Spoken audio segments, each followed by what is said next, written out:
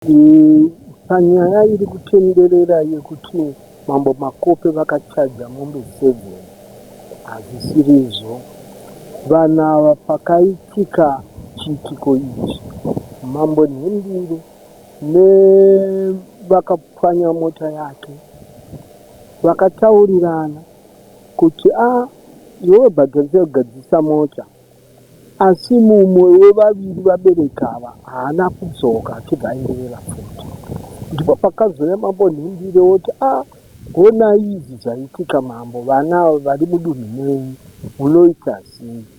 Saka ivo vanga vataurirana kuti atipe mombe 2 nembudzi 2 ne150. Saka pakuuya nemagwaro ecomplaint iyoyo, ini ndakati aiwa sezvo vana ava vari mudunhu mangu, ndakati ngavakomplaye vabhadhare sezvavawirirana. Asi vakazotiza kubuda mudunhu, takuona vakuya vakuapira. Vaenda kuapiro, vakazoenda kunoonekwa futi kuti vane mhosva vanofanira kubhadhara zvavakaita. Saka ndo mamiriro yakaita nhau. Pavakaenda kuapiro, ndakazovashedza kudaro nokuti ndakashedzwa nemapurisa kuti uyai mupindure kwamajistrate. Saka ndakatuma messenger gweta rangu kuenda ikoko. Gweta rakachaja mari 600. Saka yachaja mari 600, Nhumbiro akabisa 200, messenger akabisa 200, ikabisa 200. Saka mari iyoyo ini mukufunga kwenyu inobhadharwa nani? Akakonzera kuti izoenda kwamajistrate ndiani? Saka ikosti ndiyo yakaenda kunoverengwa pamari yacho iri kunzi yakachajwa 1000.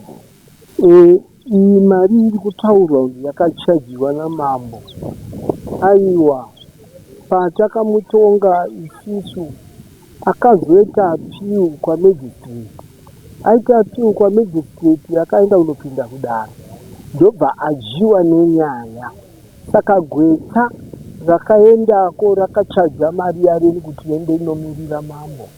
Saka makoti cost yekugweta ndiyo mari yavaenda kunoexaggerisa vachiti pane 1000 yakazochajwa namambo, haina kuya kudare kwangu, asi kuti yanga yamakosti yedare kwamajistrate, nokuti ndo vakakonzera kuti kudare kuendwe.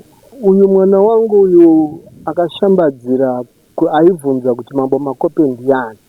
Mambo makope ndiye uno ari kukushevedza mwana wangu kuti uyewo kudare kwangu uzoona matongero yangu, kuti ugone kubatawo chokwadi pamatongero, nokuti ndazviona kuti basa unogona mwanangu, ndimi vanhu vatinoda. Saka ndaikukoka kuti uzouya